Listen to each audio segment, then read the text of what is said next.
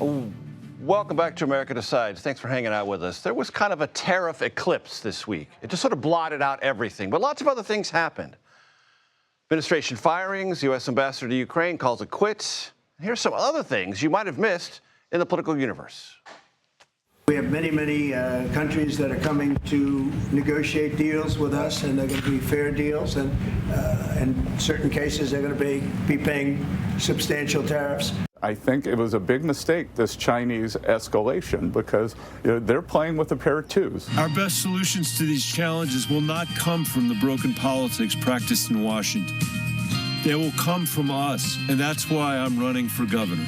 I'm announcing that I'm running for U.S. Senate against John Cornyn, who apparently is running again for his fifth term, which would put him there 3 decades. It's definitely time for a change in Texas.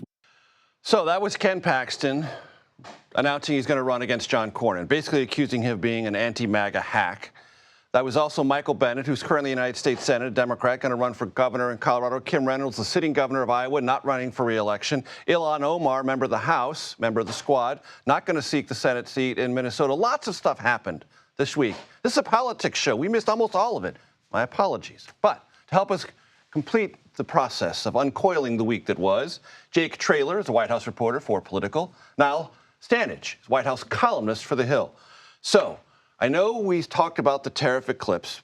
We'll get to that first, and then we'll get to some of the other stuff. Niall, who are the winners and losers in the White House?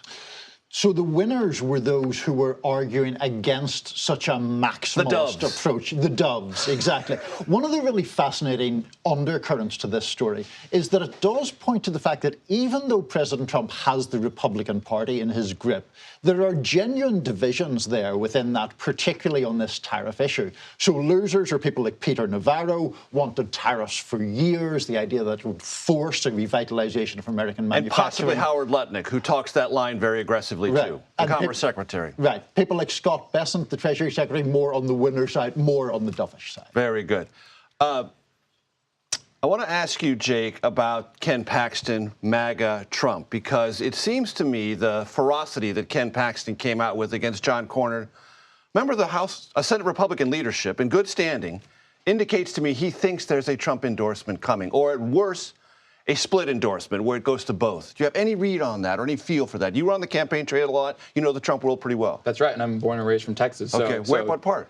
Northeast Texas, tiny town called Gilmer. Mm-hmm. Well, my first job was in a tiny town called Amarillo. There you go. There you go. Far away, but that's how Texas works. Look, I think when we're talking about this race, that I think for a lot of us was a bit of a surprise that he threw his hat in the ring here, is an attempt from Paxton to approach Cornyn from the farther right, and he does appear to have a confidence that he's going to have this endorsement from Trump. We're also seeing Cornyn, though, in the same vein, be very positive of his relationship with the president. Be very scrappy. This is going to be a throwdown. There's this quote that I saw from a Texas GOP person that said this might be the nastiest race that he's seen in Texas in decades, and I think we've got two popular Texas individuals here that are both vying for this very, very important President Trump endorsement here. And now there's a thing going on with Senate Democrats. 4 of them now punched out.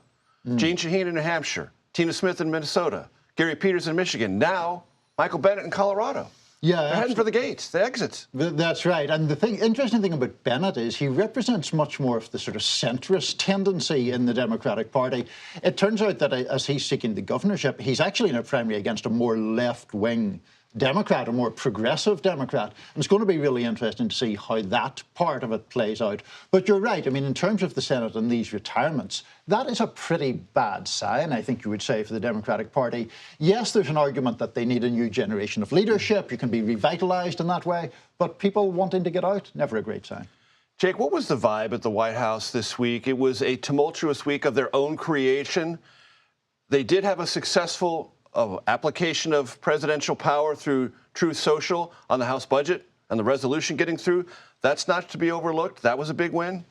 It's certainly true. I would say the vibe at the White House this week was, though, fully eclipsed by this tariff conversation, what was going on. What I thought was really And the internal infighting that Niall was talking about. Absolutely. And what's interesting, too, is the way that the White House itself initially branded this entire tariff switch-up that we saw from the president in terms of his strategy, saying this was art of the deal, the plan all along.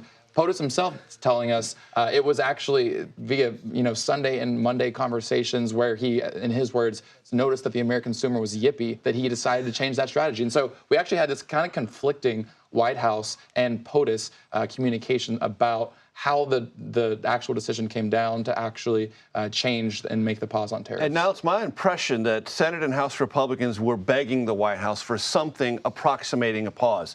They'd heard about it on Monday. The White House tamped all that down. Oh, fake news, fake news. There's never going to be a 90-day pause. Oop, wait, 2 days later, there was one. Right, and it's not only about the pause, Major. I mean, to the point about the Senate, you had 7 Republican members of the Senate back in a measure that would have wrested tariff power back to them rather than having it solely with the president. That, I think, speaks to the kind of nervousness that you're talking about.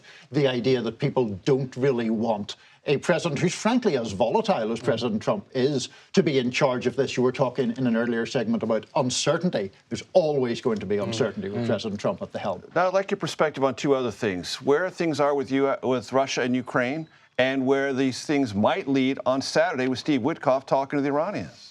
Well, where do we begin? Easy, do you want easy stuff, I know. 15-second This version is of that? Masters Weekend. Those are 2-foot putts. Come on now. So on one hand, we have obviously the U.S. ambassador to Ukraine departing, right. And who would want that job, to be fair? I mean, Exactly. That's an extraordinarily difficult needle to thread for her. This so is a bad time for that to happen. It is. Whenever doesn't look good. It doesn't look good, and at the same time, there's all this tension of exactly how much pressure is the Trump administration willing to put on Vladimir Putin. Witkoff over there at the moment.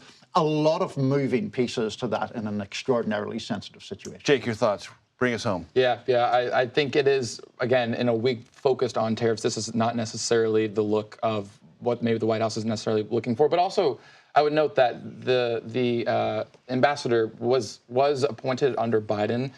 There's been some recent conflicts with President Zelensky in Ukraine, being critical of the ambassador, and so this felt again at an odd time, but also as we're seeing the president and his team attempt to negotiate with Ukraine, with Zelensky, also now having this tariff embargo going on globally as well. Wrapping up the week for us expertly, Jake Traylor, Yes, sir. Niall Stanage. Thank you. I appreciate it. Come back, please.